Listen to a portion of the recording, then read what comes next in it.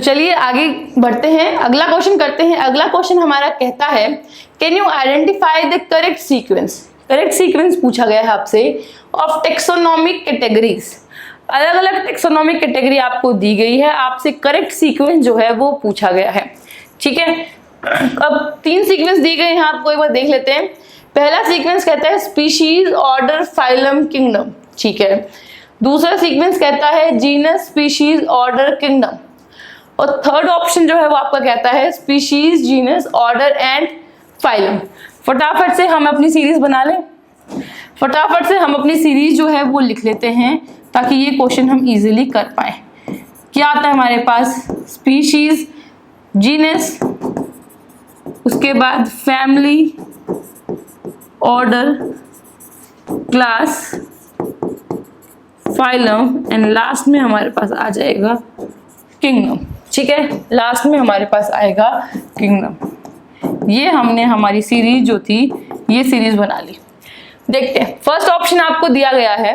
First option में लिखा है species, order, phylum and kingdom. Species ठीक है, चलिए स्पीशीज ठीक है। स्पीशीज के बाद ऑर्डर आता है, स्पीशीज के बाद हमारे पास क्या आया? स्पीशीज के बाद हमारे पास ऑर्डर आया, ऑर्डर के बाद हमारे पास फाइलम आया एंड फाइलम के बाद हमारे पास आया किंगडम। ये सीरीज क्या है? ठीक है, this answer is the correct. ठीक है, बाकी 2 ऑप्शन देखते हैं एक बार। ऐसा नहीं करना है बच्चों कि एक ऑप्शन ठीक दिख गया तो उसको आंसर में लिखा है, बाकी के ऑप्शंस भी आपको चेक करने हैं। अगर आप चेक कर सकते हो तो टाइम है, सब कुछ है, तो प्लीज इंश्योर कीजिए कि बाकी के ऑप्शंस भी आप एक बार चेक कर लीजिए।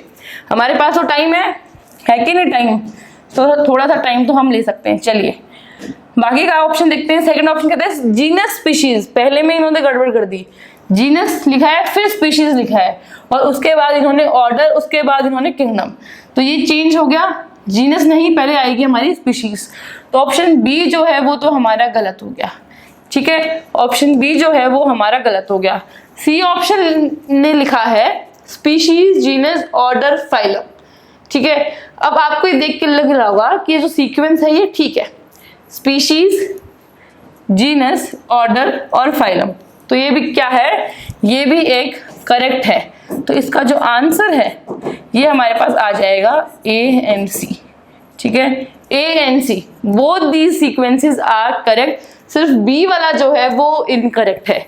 और हमेशा बच्चों क्वेश्चन जो है वो अच्छे से रीड कीजिए, जितना भी हो सके अपने काम माइंड से, पीसफुल माइंड से क्वेश्चन को रीड कीजिए।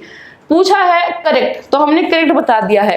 कभी कभी होता है इनकरेक्ट पूछा होता है और हम जल्दबाजी में करेक्ट पढ़ लेते हैं उसको, करेक्ट को इनकरेक्ट, इनकरेक्ट को करेक्ट, ट्रू को फॉल्स, फॉल्स को ट्रू। ठीक है, ये चीजें जो हैं ये मिस्टेक्स होती रहती हैं, it's normal, but we should consciously try कि हम इन सब मिस्टेक्स को अवॉइड कर पाए। तो ध्यान से पढ़ा हमने, करेक्ट पूछा था और हमने आंसर कर दिए हमारा सही। हमारे पास 2 आंसर्स आए हैं और जरूरी नहीं है कि जब आपसे पूछा जाए 3 ऑप्शन दिए हुए, 4 ऑप्शन दिए हो तो एक ही करेक्ट होगा। नहीं, हो सकता है मल्टीपल ऑप्शंस भी करेक्ट हो पाए, जैसे कि हमारे पास इस सवाल में हुआ कि मल्टीपल ऑप्शन जो है वो हमारे पास करेक्ट मिले हैं। तो इसी वजह से सारे ऑप्शन जो हैं वो अच्छे से ध्यान से आपको पढ़ना है और उसी के बाद आपको अपना आंसर जो है वो लिखना स्टार्ट करना है। ठीक है, चलिए